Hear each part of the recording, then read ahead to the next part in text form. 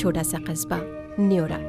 न्योरा से जाने वाली गाड़ी कब मुरादाबाद पहुंच गई पता भी नहीं चला, लेकिन इन दोनों शहरों से एक अजीम शख्सियत की वाबस्तगी रही, जिनका नाम है सैयद हामिद। हमारा ए करम फरमा बस इतना ही तारुफ है, हमारा ए करम फरमा बस इतना ही तारुफ है, वो रास्ता हम नहीं चलते जो रास्ता आम होता है। कलम से कदम को एतबार मिलता है, तन्हा कलम की जुनबिश से काम नहीं चलता।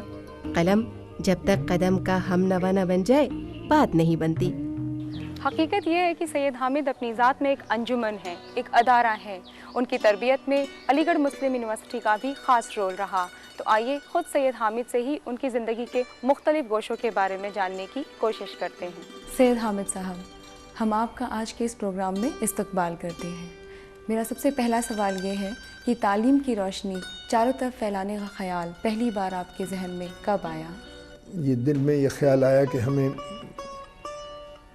बहुत कुछ दिया है माशरे ने, और हमें बहुत कुछ दिया है हमारे बुज़ुर्गों ने इब्तिदाए आफरीनिश से लेके अब तक, तो उनका कर्ज़ हम पर है। और मैं ये समझता रहा हूँ, कहता भी रहा हूँ अपनी बिसात के मुताबिक कि हर बच्चा जो पैदा होता है वो मकरूस पैदा होता है, उस पर कर्ज़ा होता है। उसकी इंसान की इब्तिदा का तसव्वुर कीजिए कि वो बरहना खौफ का मारा हुआ सहमा हुआ जंगलों में अपने आप को छुपाया करता था। हर बच्चे को इस कर्ज़े को चुकाना चाहिए। ये एहसान है उन सारे अकाबरीन का, उन सारे बुज़ुर्गों का जो हमसे पहले गुज़रे हैं और जिन्होंने इंसानियत की बका, इंसानियत के इर्तिक़ा और तहज़ीब के फ़रोग़ के लिए बड़ी बड़ी क़ुरबानियाँ दी हैं, बड़े बड़े इजादात किए हैं। तो हम बरह रास्त अब तो उनसे ये नहीं कह सकते वो हमारी दस्तरस से बाहर है कि हम आपके एहसान को इस तरह से चुकाएंगे, लेकिन हम उनका एहसान हम आम इंसानियत की भलाई करके कर सकते हैं। बचपन की यादों से आगे बढ़ते हैं। कुछ जवानी, कुछ तालीम, अपने दोस्तों के बारे में कुछ बताइए। तालीम से मेरी दिलचस्पी एक मुद्दत दराज से है। मैं ये कहना कि किस लम्हे में ये ख़्याल मेरे दिल में आया ये तो मुश्किल होगा, लेकिन गुज़श्ता सदी की 7वीं दहाई के वस्त में इस सिलसिले में मैंने कुछ अमली कार्रवाई शुरू की थी। जी, आपकी पैदाइश कब हुई? कुछ आप हमें अपने बचपन के बारे में बताइए, बचपन का कोई ऐसा यादगार वाक़या। अगर मैं ये कहूँ कि मैं 1920 में पैदा हुआ था तो शायद आप यकीन न करें। बचपन की बहुत सी यादें हैं और उनमें से बहुत सी यादें खेलों से वाबस्ता हैं। मुझे शुरू से ही खेलों से शगफ़ था, और ख़ुसूसन हॉकी से, और बाज़ औक़ात तकरीबन इसी मौसम में हॉकी स्टिक लेकर नंगे पैर मैदान में मैं उतर जाया करता था।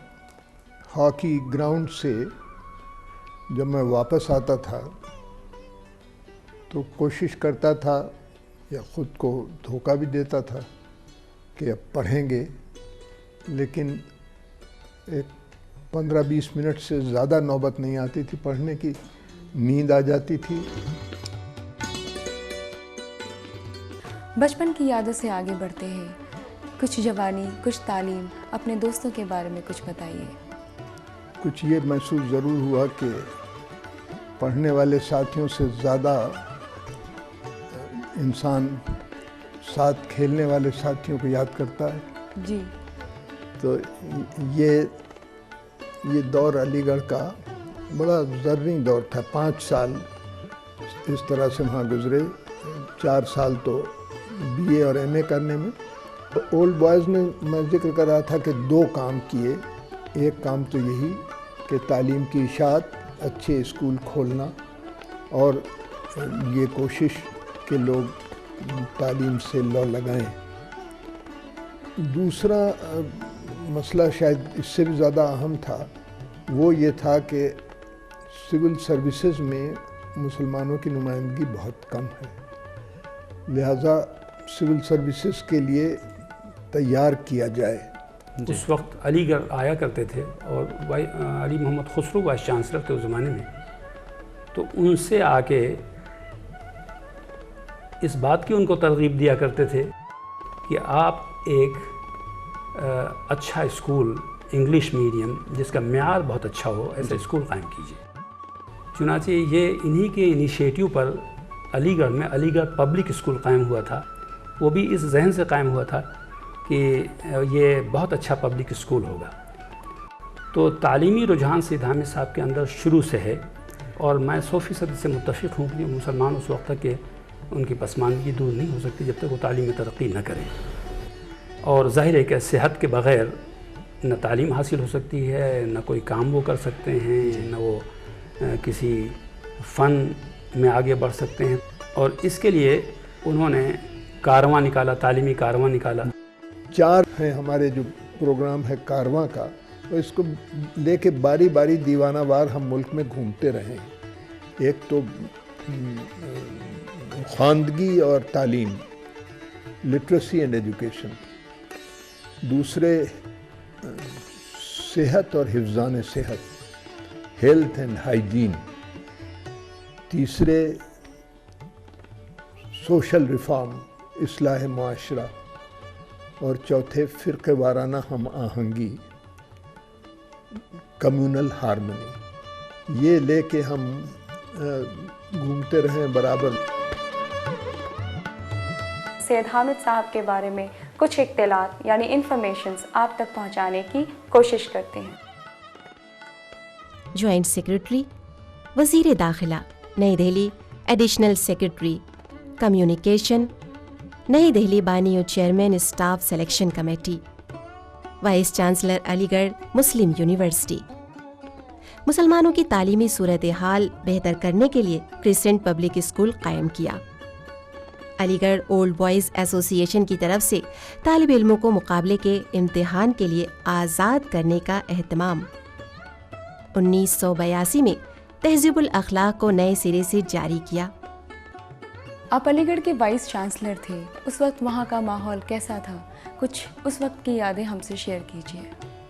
1942 میں چھوڑا تھا اور واپس میں گیا بحیثیت وائس چانسلر کے 1980 میں، تو گویا 38 سال کا وقفہ گزر چکا تھا ان دونوں تاریخوں کے درمیان، اور بڑی تبدیلیاں ہو چکی تھیں۔ میرے زمانے میں علی گڑھ میں 4000 طالب علم تھے، اور جب وائس چانسلر کی حیثیت سے میں گیا تو وہاں 18,000 طالب علم تھے، اور کچھ عرصے سے علی گڑھ میں نظم و ضبط کی کمی تھی، یعنی ڈسپلن پر وہاں اثر پڑا تھا۔ حامد صاحب نے وہاں پہ جو ڈسپلن قائم کیا، جو اسٹینڈرڈ ریز کیا، سر سید سوسائٹی کا احیاء کیا، اور سر سید سائنٹیفک سوسائٹی، اور اس کے علاوہ تہذیب الاخلاق اخبار کو جاری کیا، نئے بہت سے ڈپارٹمنٹس کھولے، اور سب سے بڑھ کے ڈسپلن قائم کرنا کیا، جو اس کی وجہ سے بہت فرق پڑا۔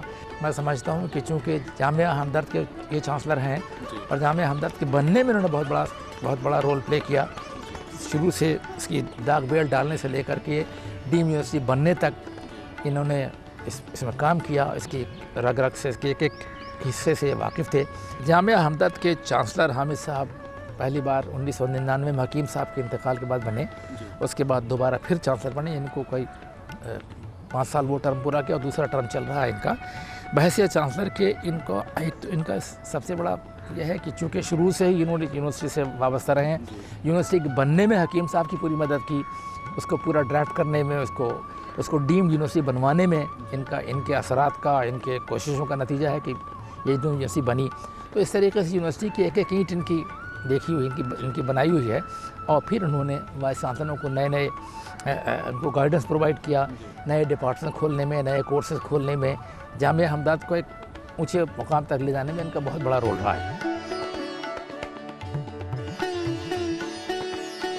بچپن سے ہی ادب سے گہری وابستگی رہی۔ سید حامد نے شاعری بھی کی اور ناول بھی لکھے۔ آئیے خود سید حامد سے ان کی اس ادبی زندگی کے بارے میں جاننے کی کوشش کرتے ہیں۔ میری عمر 15 سال کی تھی تو میں نے کچھ قافیہ پیمائی شروع کر دی تھی۔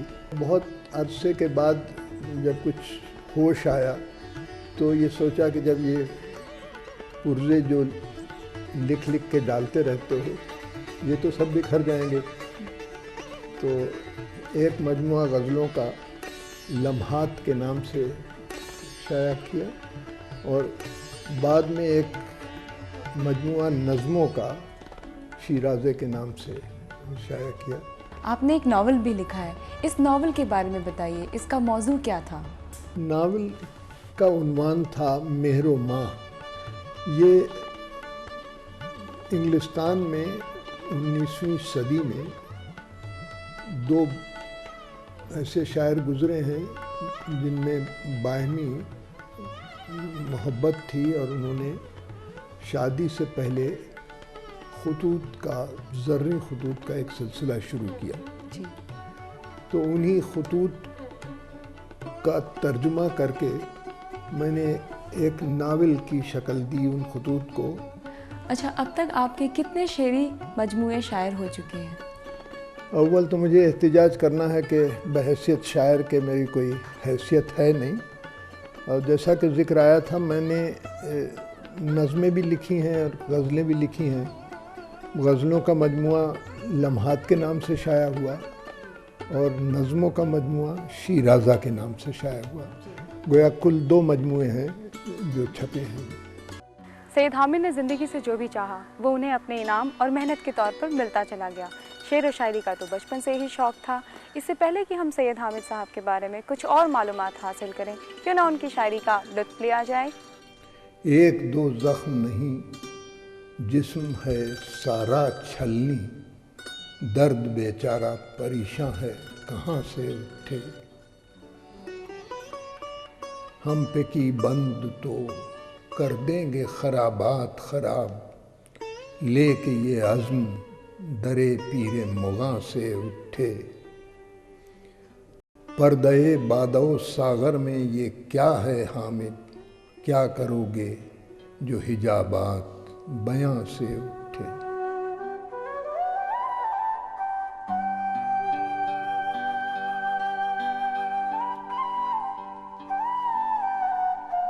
کچھ آپ اپنے خاندان کے بارے میں بتائیے۔ کہتے ہیں کہ آپ کا تعلق بہار سے بھی رہا ہے۔ ہم لوگ مراد آباد کو تو پچھم کہتے ہیں اور بہار کو ہم لوگ پورب کہتے ہیں، اور میرا تعلق اب کئی پیڑھیوں سے مراد آباد سے ہے۔ میرے پردادا مرحوم نیورا سے منتقل ہو کر مراد آباد تشریف لائے اور یہیں کے ہو رہے، اور میرے والد مرحوم کا نام تھا سید مہدی حسن، میری والدہ مرحومہ کا نام تھا ستارہ شاہ جہاں بیگم، اور ہماری بیشتر تربیت و پرورش مراد آباد ہی میں ہوئی۔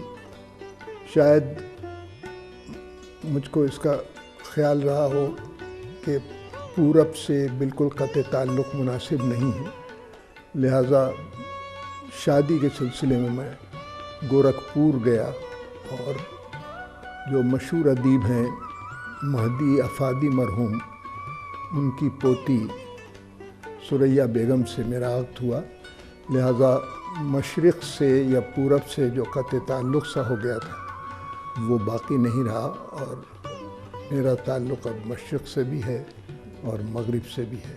سید حامد کے مختلف شیڈز ہیں، ہماری کوشش ہے کہ ان کے تمام گوشوں کو آپ کے سامنے رکھا جائے۔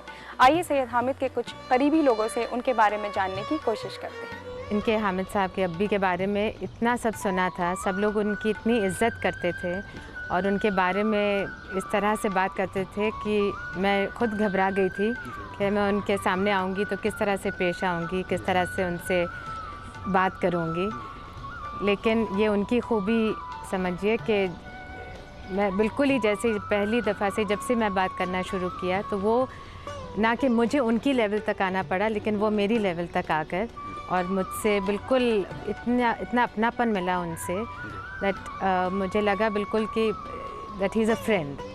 اور اس طرح سے ہر کسی بھی بات میں مجھے پرابلم ہوتی تھی، کسی بھی بات میں مجھے کچھ پوچھنا ہوتا تھا تو بے جھجک میں پوچھ سکتی تھی ان سے. اور اسی طرح سے وہ ہمیشہ میرے لیے بالکل اپنے والد کی طرح ہی تب سے ہیں. اللہ نے ان کو اتنی خوبیوں سے نوازا ہے کہ جو ایک انسان میں نے اتنی خوبیاں نہیں دیکھی. لگتا ہے جیسے بالکل ہی فرصت سے انہیں بنایا گیا ہو. اور ماشاءاللہ ان کی شخصیت ہر چیز میں زیادہ تر یہ دیکھا جاتا ہے کہ اگر آپ تعلیم میں ذہنی طور پہ بہت ذہین ہیں تو آپ اور چیزوں میں ذرا کچھ کمتر ہوتے ہیں. مگر حامد صاحب ذرا مختلف سے ہیں ایک بات میں، کیونکہ یہ ایک کلر ہولڈر بھی ہیں علی گڑھ یونیورسٹی کے ہاکی میں، ٹینس بھی بہترین کھیلتے ہیں اور پتہ نہیں کتنی لینگویجز کے میں مہارت رکھتے ہیں. تو یہی سب چیزیں مجھے اکثر بہت حیران کرتی تھیں کہ یہ ایک ہی انسان میں اتنی چیزیں کیسے ہیں. میں وہ اقبال کا شعر ہے، یقین محکم عمل پہ ہم محبت فاتح عالم، جہاد زندگانی میں ہیں یہ مردوں کی شمشیریں. اور ان کی شخصیت پرتو ہے اقبال کے اسی شعر ایک دوسرے شعر کا، نرم دم گفتگو گرم دم جستجو، رزم ہو یا بزم ہو پاک دل و پاک باز. تو سید حامد صاحب کا مزاج یہ رہا کہ نرم گفتگو. اکثر وہ یہ بھی کہتے رہے اور ان کا مشن ہے کہ ہم اپنے ایمان و یقین میں تو پختہ ہوں اور دوسروں کے مقابلے میں تعلیم کا جو میدان ہے اس میں ہم زیادہ محنت کریں. سید حامد کی زندگی کے ابھی بھی ایسے بہت سے گوشے ہیں جنہیں جاننا بہت ضروری ہے. آج کل سید حامد جامعہ ہمدرد میں چانسلر کے طور پر اپنی ذمہ داریاں نبھا رہے ہیں. آئیے ان سے ان کی اس ذمہ داریوں کے بارے میں جاننے کی کوشش کرتے ہیں. ہمدرد یونیورسٹی کے بارے میں بھی اور ہمدرد کے دوسرے اداروں کے بارے میں بھی میں کچھ کہنا چاہوں گا. اب ہم سب لوگ حکیم عبدالحمید صاحب مرحوم کے نام اور ان کے کارناموں سے واقف ہیں.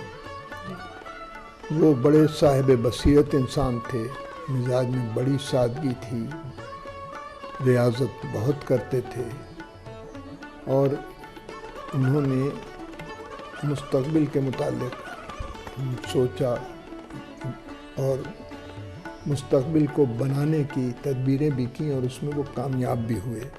کچھ کالجز قائم کر رکھے تھے حکیم صاحب نے.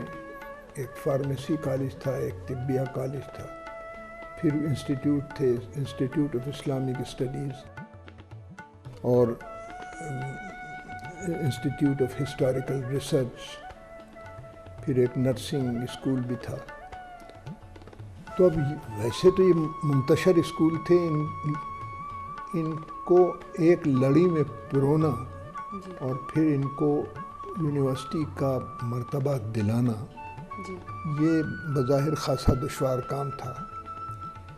تو حکیم صاحب نے میرے یہ سپرد کیا اور مختلف وزارتوں میں اس پروجیکٹ کو لے کر میں گیا. بالآخر اس میں کامیابی ہوئی اور اس کو ڈیم ٹو بی یونیورسٹی کا درجہ دیا گیا، متصورہ یونیورسٹی. اور یہ 1989 میں اس کو یہ حیثیت دی گئی یونیورسٹی کی اور اب اس کو 19 سال ہونے کو آئے ہیں. اس کا شمار ویسے تو چھوٹی یونیورسٹی ہے لیکن اس کا شمار ہندوستان کی اچھی یونیورسٹیوں میں ہے. تعلیمات کے نام سے کمپلیکس ہے جس میں कई अहम इदारे काम कर रहे हैं। हमदर्द स्टडी सर्कल कायम इसलिए किया गया था कि मुसलमानों का तनासुब सिविल सर्विसेज में बहुत कम हो गया था, हमेशा से 2.5% से लेकर 3.5% रहा है, और चूँकि मुसलमानों के पास इतने वसाइल नहीं हैं तो इसलिए उन्होंने सोचा, हकीम अब्दुल हमीद साहब का ये ख्याल था, और हामिद साहब उसी वक्त अलीगढ़ यूनिवर्सिटी से रिटायर होकर यहाँ आए थे, तो उन्होंने ये हमदर्द स्टडी सर्कल इसलिए कायम किया ताकि गरीब और जो सोशली इकोनॉमिकली वीकर सेक्शन के लड़के, पर्टिकुलरली मुसलमान लड़के इसमें यहाँ के ठहरे, लेकिन अब तक 202 लड़के यहाँ से सिविल सर्विस में कामयाब हो चुके हैं। तो ये हामिद साहब का और हकीम साहब का ही विजन था जो उन्होंने इस फैसिलिटी को यहाँ कायम किया। मेरा पहला वाक़या था किसी IAS ऑफिसर के साथ रहकर एडमिनिस्ट्रेटिव रिस्पॉन्सिबिलिटीज़ को डिस्चार्ज करने का। तो इस सिलसिले में बहुत सारे ऐसे इंसिडेंट्स आए जहाँ की इनसे हमें पूरी मदद मिली, और जो प्रोग्राम हमने जामिया हमदर्द के लिए सोचा, तय किया और एग्जीक्यूट करने की कोशिश की, उसमें सैयद हामिद साहब हमेशा सपोर्ट करने में आगे रहे। यहाँ तक कि हमदर्द नेशनल फाउंडेशन के प्रेसिडेंट अब्दुल मईद साहब भी हमेशा यूनिवर्सिटी के मामले में यूनिवर्सिटी के एडमिनिस्ट्रेशन को ही तरजीह देते रहे कि जो यूनिवर्सिटी के लिए बेहतर हो वो यूनिवर्सिटी का एडमिनिस्ट्रेशन करे और अपने हिसाब से अपने फैसले ले और उसको आगे बढ़ाए। इस तरह से हम लोग बहुत लकी रहे कि यूनिवर्सिटी में बहुत सारे नए नए प्रोग्राम शुरू करने का मौका मिला, और उसमें प्रेसिडेंट HNF और सैयद हामिद साहब दोनों लोगों का काफ़ी अच्छा, उनकी अच्छी गाइडेंस रही और उनका अच्छा असर रहा, जिसकी वजह से हम लोगों ने बहुत सारे प्रोग्राम किए।